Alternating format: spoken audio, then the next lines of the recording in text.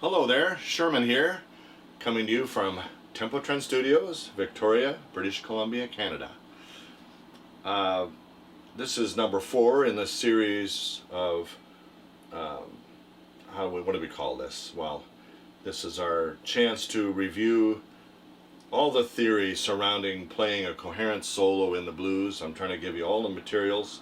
I'm looking down here at some notes here because I want to make sure I don't duplicate what I've already done. But in previous lessons, we've looked at Mixolydian mode as well as the regular major pentatonics, minor pentatonics, and we did, I believe, the first column. So tonight we'll do the second column, looking at these as we move along as how they overlap. So the first thing I'll do though is I'll just play a little blues here, and I'm going to incorporate a whole bunch of concepts here. Just do about 3 passes in the key of D, just for fun and to warm up my fingers, and then we'll take it from there.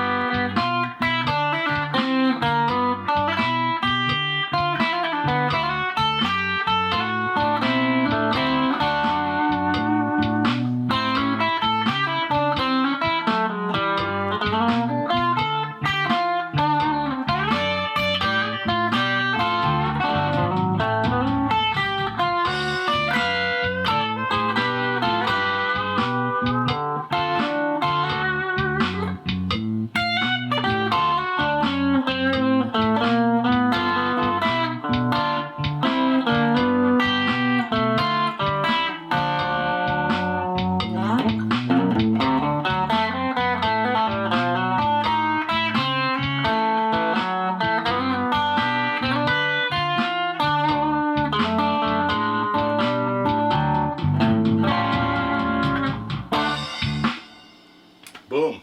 Okay, I tried to keep it a little bit more simple. Previous warm-ups, I threw in everything but the kitchen sink, and maybe that too. So I tried to keep it in that easy flowing style. And that's the foundation upon which we're going to put all of your licks that you already know. So again, to restate, this is for the intermediate to advanced player who wants to get a grasp of how to play melodically, not just on the blues. We're starting with the blues because that lineage runs through so many different styles. You can enhance the other ones with a touch of the blues, but the theory, the underlying theory, is still the same. You want to play sweeter on the 1 chords, you want to play nastier on the 4 chords, and you want to play a little bit jazzier, if you were, and I'm objectifying this, but on the 5 chords I always listen for something that I don't hear a lot of players play. I hear them glaze over, this being the key of G. When you hear a D chord, D7, as I think I've stated previously, I don't hear this. I don't hear those notes in that D7 chord. So you want to have something that identifies a little better. So we talked on the Mixolydian mode.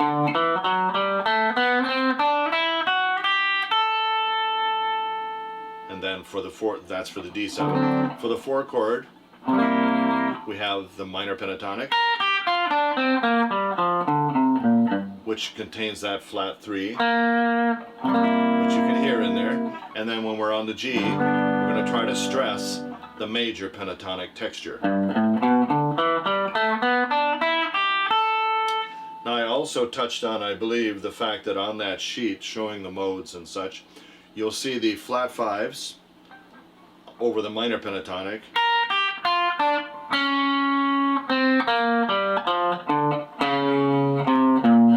handled with care.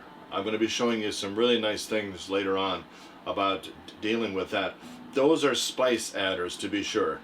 They used to be called devil's intervals and things like that. They're not that sinister, but you've heard them a lot in well, Hendrick, that kind of thing. But you have, when you put those in there, you can hear this. It adds a little texture, a little nastiness, sassiness maybe. Up here. So right away you're adding something to the blues, the pentatonic minor, that's nice and adds flavor. In the major one, you'll notice the donuts, there's little O's there. That just creates your do, re, mi scale that everybody knows. We grew up hearing.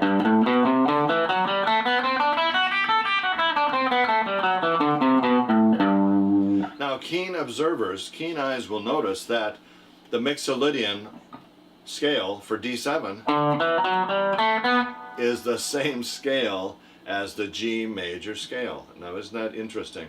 That's because it's a factor of the 5 chord, and you'll see different theory books and such saying for the Mixolydian mode, take the major scale, play it from the 5th tone, and that's what it is.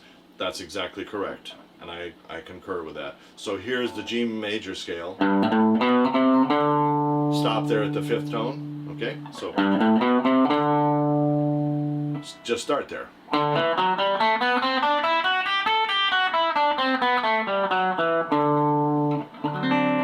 you know it's going to sound good. So the 5 chord is a telling point for me in the blues. When I hear somebody playing over the 5s, just going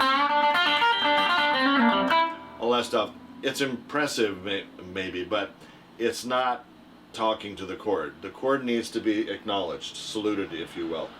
Okay, so I'm going to I'm going to show you, I have a looper here with just a little quick thing doing, I'm going to use a G6 chord, and maybe I'll take off the wrench for that. A G6 chord, if you're not familiar with it, I think you intermediate guys will be. It's a nice more refined version of just G major. So root, G, middle finger, 4th string, 2nd fret, 1st finger, pinky, 3rd string, 4th fret, and 3rd finger on the 2nd string, 3rd fret. So it's a nice, and mute any other strings, no open strings. So what the looper will be doing is this, and then it goes to C 9th. I just kind of threw in a 9th, I hope you guys know this. If you don't, if you're used to C7, just grab the root with your middle finger, 1st finger replacing, and flatten down. And later on I'll use, for the 5 chord, I'll use that. Okay, so you've got, so here's the looper coming in.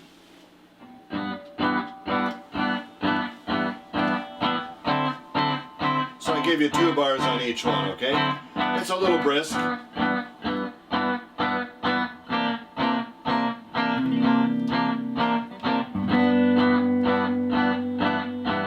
So you can practice your modes, right? So here's the 1 chord, major or major scale,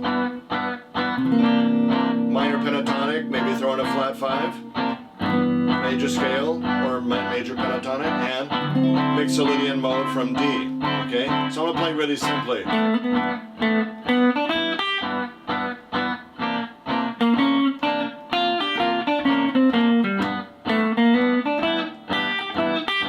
Mixolydian.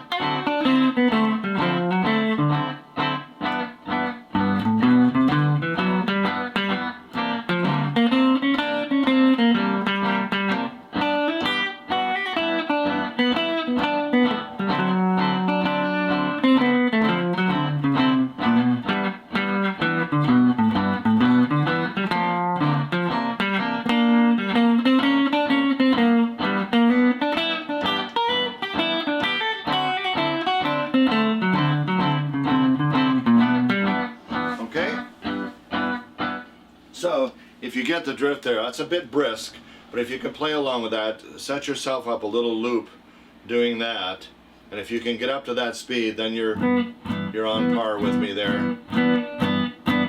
And now that you have that sound in your head, you can almost do it by yourself, you know.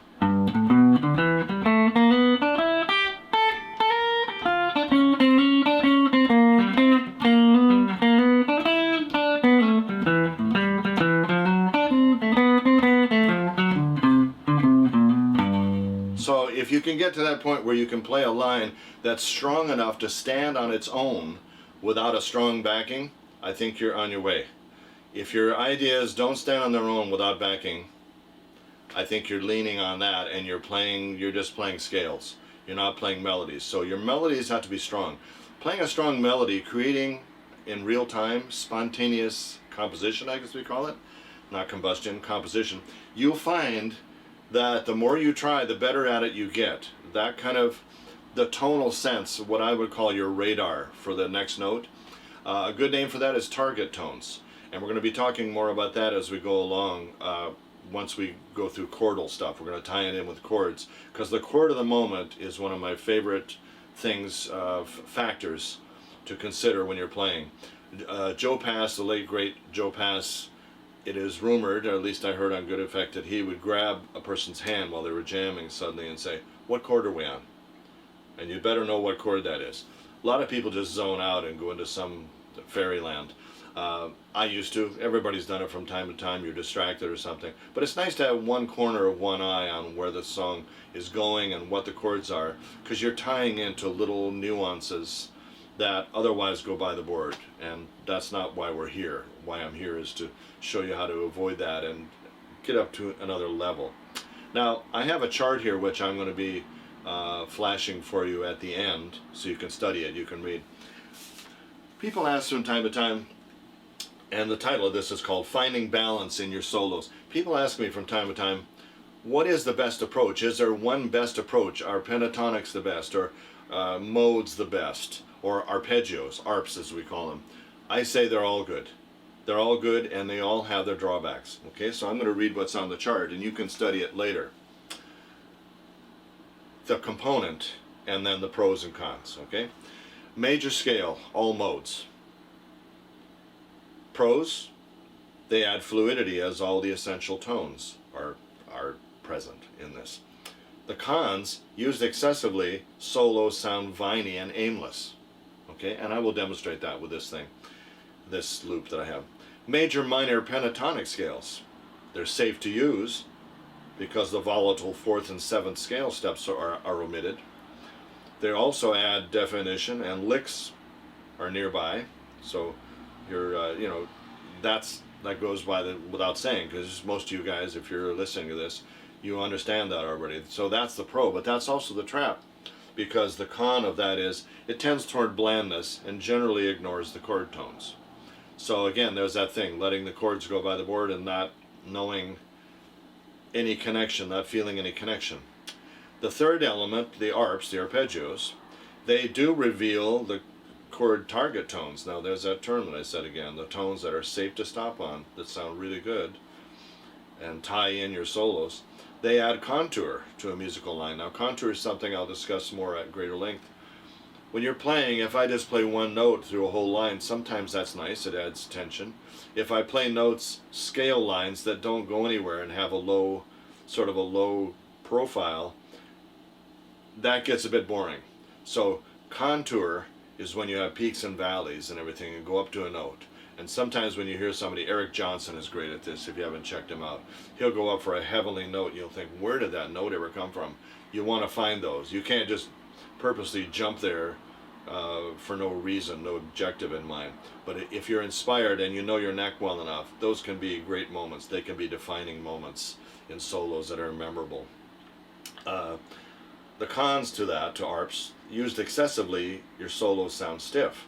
So I'll just hit on this point just a little bit because that's sort of the main thrust of today's lesson. When you're playing over G, and I have different arps shown different places, but you'll notice on the chart we have a 6th arp, which in this first column is.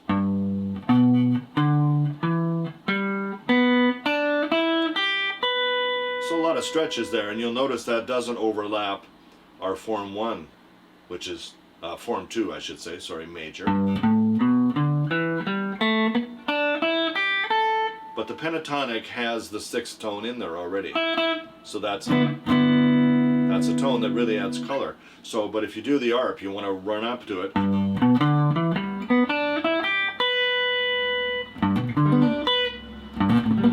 So you can kind of sweep through those. All sorts of sweeps are available in those things. Now on the C7th, you've got the arp there.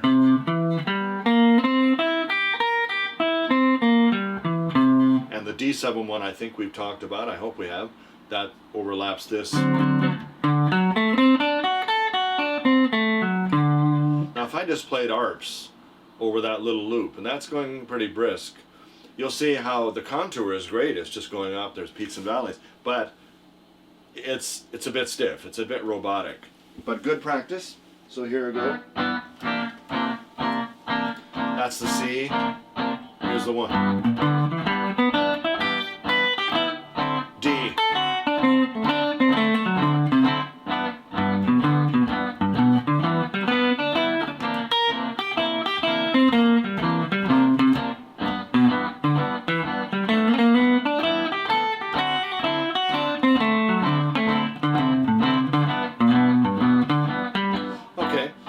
Okay, but it's not, it has its limitations. So if you can kind of, you might be able to suspect where I'm going with this is no one system or approach, shall we say, is the right approach. But when you combine all three, watch out. That's when the magic starts, okay? So that's the hardest thing to achieve, but I think if you can get it and grasp it, that's why a lot of people say, oh, pentatonics are useless. This is useless, that. Well, of course they are. Used excessively, but in tandem with the other elements, I think you're going to see that this little magical thing happens. You're going to notice that you're traveling trails that a lot of great improvisers, particularly people on other instruments like horns and people like that you never listen to, when you hear them play the blues, you'll hear these beautiful lines that just carve out around the chords. You don't get that by playing pentatonics. You don't by itself. You don't get that by playing arps all by itself. You don't get that by playing just the scales by themselves. So you have to combine all those things.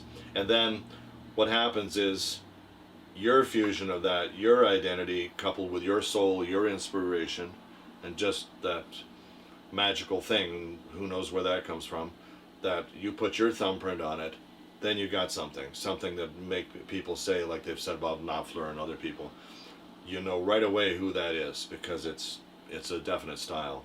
As Les Paul said, hey kid, you're pretty good, but will your mother recognize you when she hears you on the radio? You don't know, you know.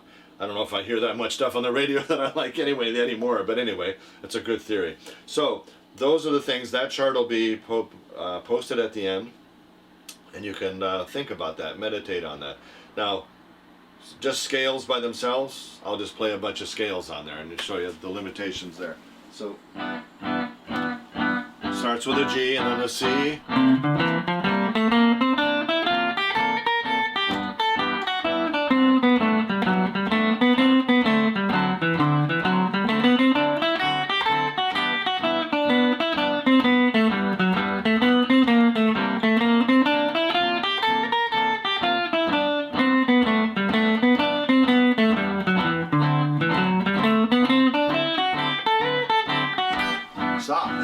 Okay, so there's an example of just playing scalar, scalar, scalar, and it's fine.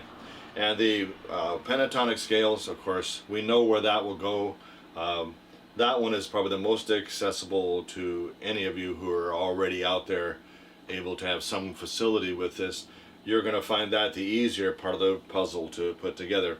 But if you build up the other two elements of this, I would bet that you're going to find that balance in your solos that you crave. Once you experience it, once you hear it, nothing else will do.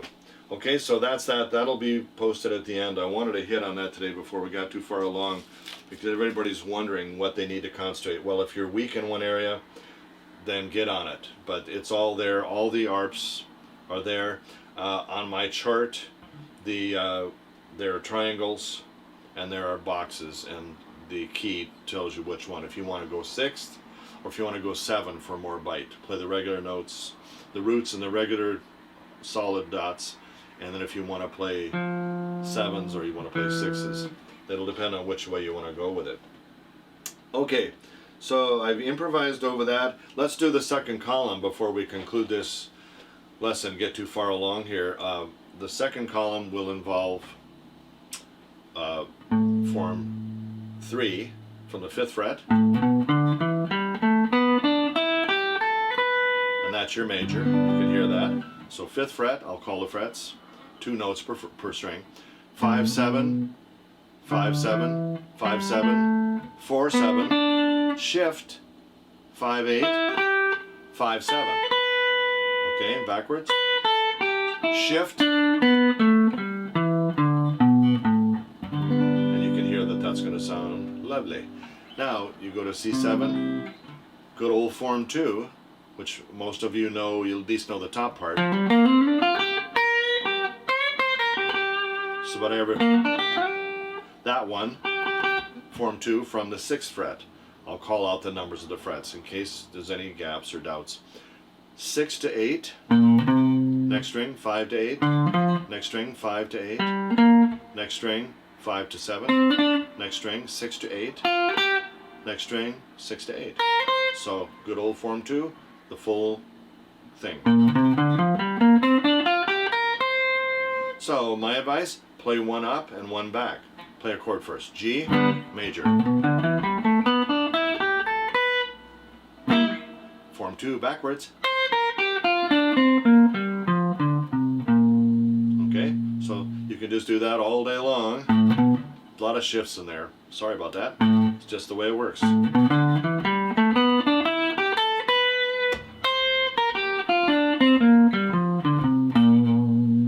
Okay, then pretend that a string broke. First string. Oh, just pretend. Backwards on form 2. You got no first string now. Okay, do that every time. Pretend that certain strings have broken. That'll force you to cross over at different points instead of just practicing scales, because we don't want to do that. We use scales, we don't play scales as such. Okay, so you need one more thing to make this work. You need a Mixolydian mode for the D. Now I show it differently in different places. I think on the sheet it goes from this, and that covers you for this form that most of you are familiar with, the bar at the 5th fret, D7. So I'll replace that with my middle finger, and on the 5th string we're not going to bother with the 6th because you don't have that much time on that chord. So 5 7, 4 5 7, 4 5 7, shift, 5 7 8, next string 5 7 8. Okay, I'll play it slowly. Backwards.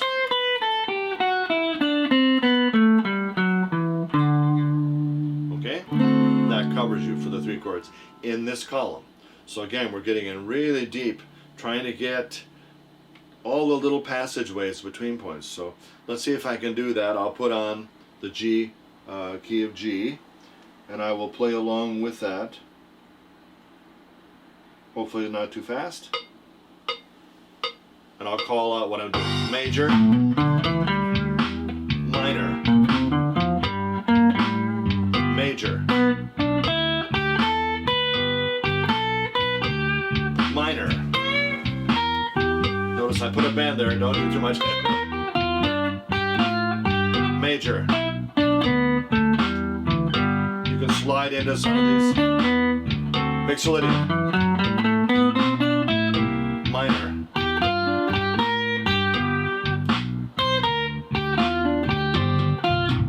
Mixolydian. Major. Minor. Major.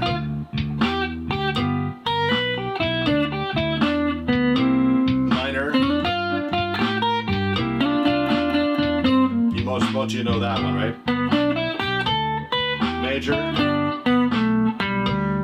Mixolydian, minor, major, So stop that for a second. So you can hear how that kind of blends. I'm going to do that again, and also when you've got a grasp of it, move back to column 1. Now this is where it gets interesting, and I think if you can grasp this, you're well on your way, because we'll have 3 more columns to do, and then you'll have your neck pretty well sussed out for how things fit, okay, for this simple blues concept upon which we can build. So you can remember you had a good old form 1, but we're going to use form 1 down here at the 3rd fret on the 4 chords. So that form 1 and form 2 we're going to reserve for the 4 just for now. Slide up if you want to. Form 2. Slide back. So you got a nice little grid there that you've used, probably most of you, for many years. But now on the 1 chords we're going to favor form 2 right here. And then form 3. So use slides to connect. You can go out here like this. Here's form 2. Slide out. And you can get crisscrossed, your fingerings get a little bit skewed, but don't worry about that. In the heat of the moment, whatever you got to do, you got to do.